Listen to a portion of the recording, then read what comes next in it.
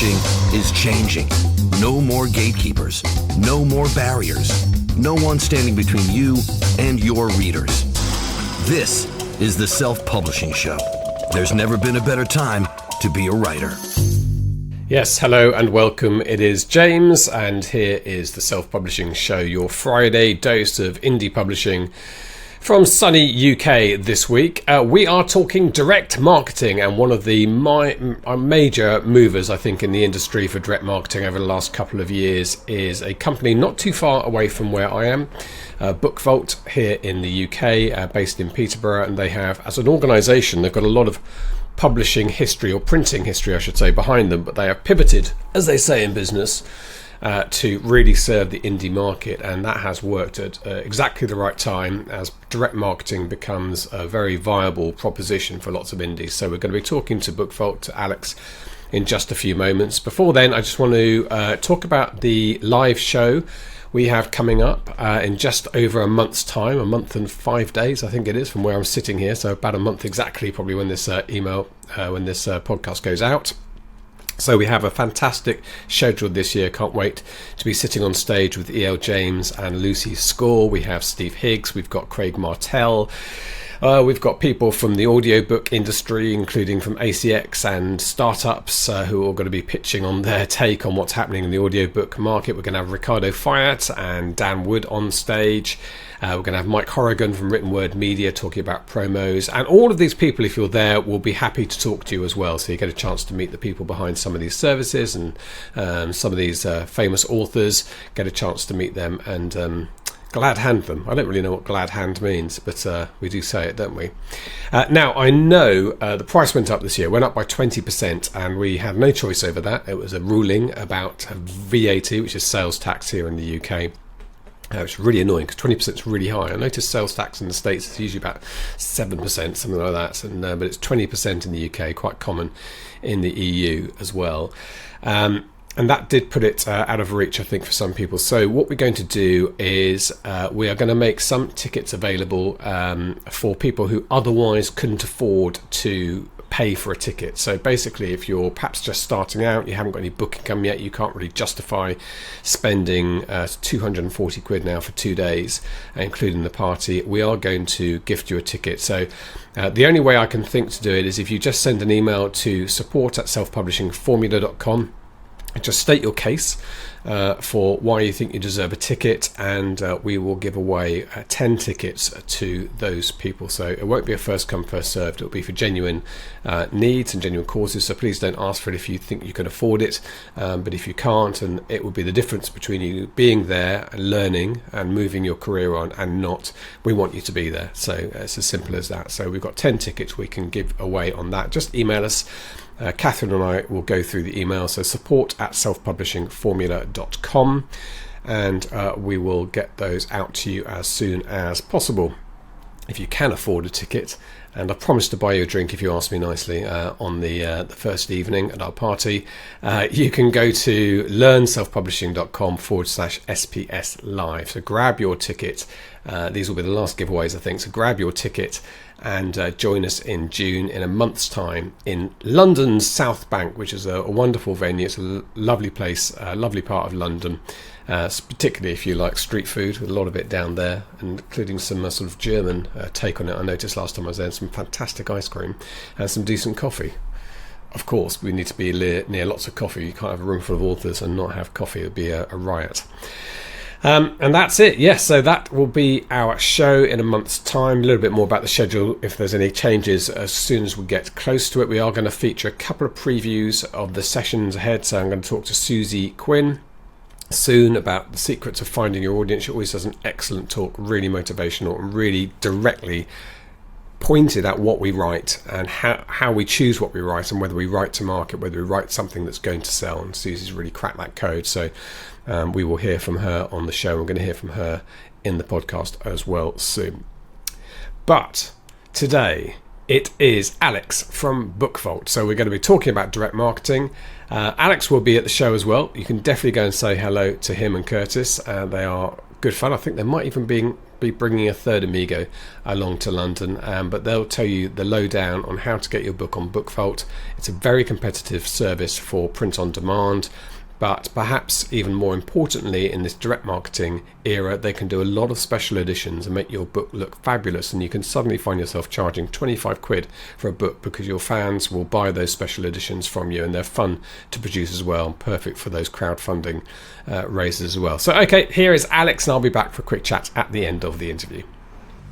This is the Self-Publishing Show. There's never been a better time to be a writer. Alex Smith, welcome back to the Self-Publishing Show. You've been on before. Yes, a couple of months ago, so it's good to be back. It is good to have you on, and I know you're going to be joining us next month in sunny London for the conference, but you better tell people about your organisation and what it does.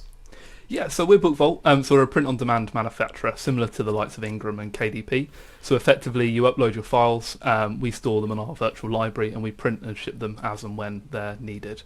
So that's either from our UK facility, which is kind of just 100 miles north of London in Peterborough, and we've also got a partner facility in Ohio in the US as well, which we print local orders in the US from as well.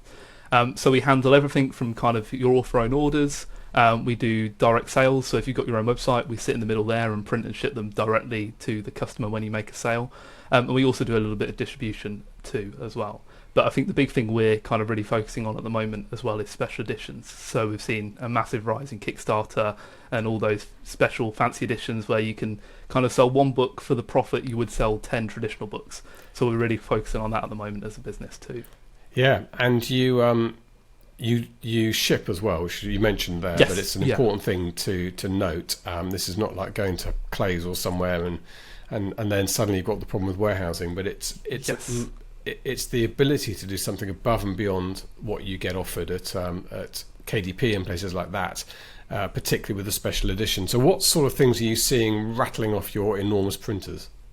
We're seeing a lot of, as I say, it's more as people would generally sell traditional paperbacks, and that's not declined, but we are seeing more and more people selling those special editions to superfans. So we've introduced various things. So we've got foiling on both a hardcover, paperback, spiral, all those different things. So you can have that in either holographic, gold or silver. We've got end papers as well. So traditionally when you open a hardback with print on demand, it would normally be a white sheet of paper on the first page. We now print on that, so you can put whatever designs you want on there, as well as ribbons and head and tail bands as well. We're seeing basically everyone adding all the shiny things and selling it for as high as they can, which is really good. But what I'm most excited for as well is we're launching sprayed edges. So we've got a new piece of kit arriving from Germany. Hopefully it gets through the border with customs and stuff, so that's taken a bit longer than we'd like. But in July we'll have a new piece of kit that will literally enable us to put a book block through and print on the side of it as well, so you can upload whatever designs you want, which I think is going to be a big hit. So I could have an RAF roundel, yes, sort of pattern on the actual book itself. Yeah, on a single copy basis as well. So as you mentioned, what we generally do with people is they'll do a Kickstarter or sell on their direct store, and then as the order come in, we just ship that directly to the customer. We don't hold inventory, and you don't have to kind of put an upfront cost there. Yeah, that's great. You must see some quite imaginative designs going through. Yeah, we were a bit worried, to be fair. We've only launched this kind of to the general public around 4 weeks ago, and we were a bit worried that people would struggle to kind of visualize it and get some creative, but we've been astounded by it. There's some really, even from day one, people were they already had it ready to go, and as soon as we made it live, they were uploading it. I think someone mentioned they're refreshing the page every 10 minutes to wait for it to go live. So it's been really cool. I've been helping out with production, kind of getting this going and seeing all the really cool books come off the end of the production line. It's really exciting. Yeah. Now I know that your print company actually goes back several decades. It's quite an established Printworks, but you in particular, Alex, I think you kind of led the charge within the company to focus on independent authors, which has been brilliant. And that sort of coincides with this real uptick in direct selling. You must be seeing that on the inside. Yeah, I think we hit it at a really good time. So as a company, we've been going for 30 years, as you mentioned, worked with kind of larger publishers like Bloomsbury and Taylor & Francis and things like that. We, as you say, took the decision during COVID to realign our market. So we still work with traditional publishers, but we wanted to offer what we offered publishers to everyone. So that's why we launched Bookvault towards the indie market as well.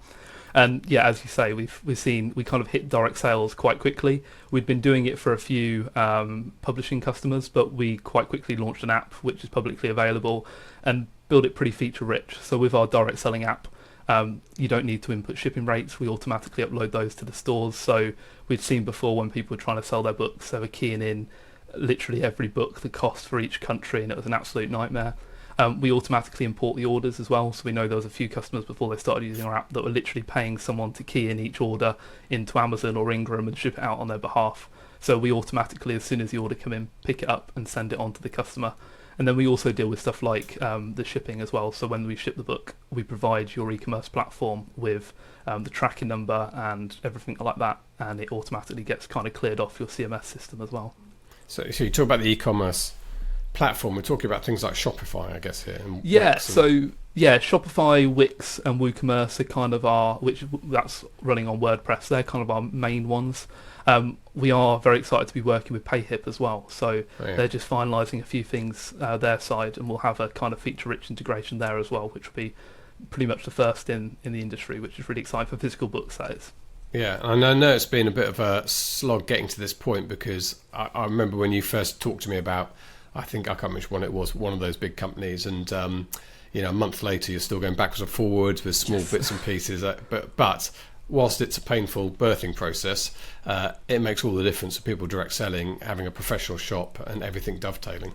Yeah, and that's the thing. We worked, especially on the Wix app, we worked with Stuart from Digital Authors Toolkit. He kind of helped us. Obviously, he's got a big repertoire of different authors, so we worked with him to kind of iron out any teething issues and kind of get a professional perspective on it. And yeah, that's been fantastic. And we've worked with other people in different markets as well, which has been really good.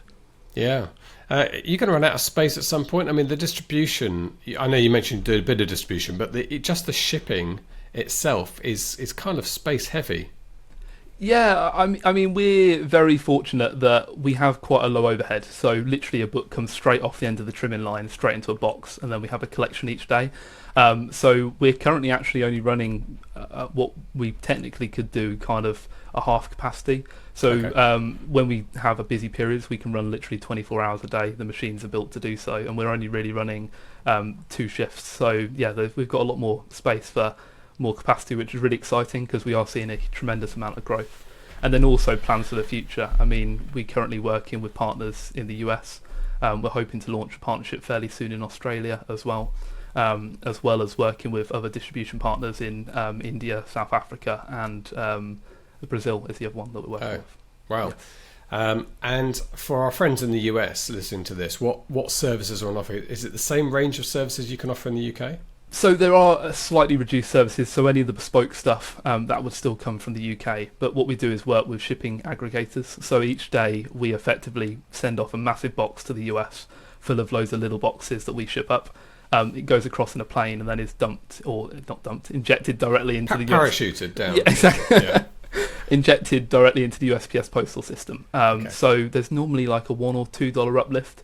And it's usually a bit of like a 3 to 4 day lag in it getting to America, but once it's there, it's as if it's been shipped locally. But other than that, we print your kind of traditional paperbacks and hardbacks on your white and cream paper locally in the US. Okay, and where's that plant? It's in Ohio, so Ashland, Ohio. So we're working with a pretty established printer, Baker and Taylor, to go from there, but we're also bringing 2 more partners on board to open more specifications as well, so there's a lot of growth. And I think the long-term goal would be great to kind of get ourselves over there, especially for the holiday privileges as well, go over and see the factory and take a couple of days off as well. Yeah, that would be great. Yeah, we'll probably find ourselves in a rodeo bar like we have done in the past. Probably less said about that night the better. Yeah. Let's talk about why people would choose this service. I mean, obviously you get print on demand, which is alongside your Kindle edition on KDP, and I use it. I think it's a great service 99.9% of the time. Obviously in print on demand there are occasionally blips, but it works really well for me. What's the advantage of switching to someone like Bookvault? I think one thing that we really specialise in is quality and options as well. So usually with kind of KDP, It's great for traditional books, but when you want to do these special editions, it's a bit more difficult to do so. So even simple things like we charge per colour page as opposed to as a full colour rate. So if you've got one colour page at the beginning, we'll only charge you for that one colour page. And equally, as you say, the range of sizes and the direct selling as well, obviously you can't do through KDP. But the one thing we really like to hammer home is it's not about choosing which provider, it's about choosing which provider works best for which situation. So Amazon do very well at selling on Amazon. We wouldn't see it any other way. They've got to kind of, it's their business. And Ingram do very well at global distribution, but then we do very well at the direct sales, which others don't. So it's all about using each platform to your advantage and kind of building your author business up through that. And how easy is it to set all this stuff up? Do you need some sort of Stuart Grant level of technical knowledge? It really depends how much you want to go into it. So people do use services like Stuart to get going, and that's certainly a simple approach. You kind of just give him a brief and he magically goes away and does it. Or you can do it yourself. So we've got guides that we can help you with. It's a bit more involved. So it's kind of weighing up how much time you want to put into it. But in terms of the Bookvault side, we accept the same files that KDP and Ingram do. So it's nice and simple. You don't need to get different files. The only thing I would say is if you've got a very defined spine, it's always best to do a proof copy because there might be a slight deviation in the paper thickness. But other than that, it's just a case of uploading your files and specifications and then linking them up with your store. And there's guides, as I say, you can normally do it in about 5 minutes per product or even less once you get into the swing of it. Yeah. So the special editions, I guess one of the downsides of the most obvious special edition people do is an autographed book, Yes. but getting around that without physically going up to your factory and signing them all, which I guess you might allow people to do, I don't know. But We have done in the past, yeah. This is, I guess, phase one was always the basic foiling and stuff like that of special editions. We're quite quickly, which is fantastic, already outgrowing the machinery we bought, which was all very small machinery to do these foiling. So we're just in the final stages of signing the dotted line on a new foiling machine. So that will enable us to do kind of, instead of someone feeding it in, you just put a stack of books in and it foils on it. It'll be able to do spot UV as well, which is kind of like the clear coating on top of a book as well, all on a single copy basis as well. So yeah, it's kind of, that's where we are with it. But with the signed editions, we're looking at doing something like tip-in sheets. So where we would send you the first page of your book for you to sign, you then mail it back to us, and then we then bind them in the book when the orders come through.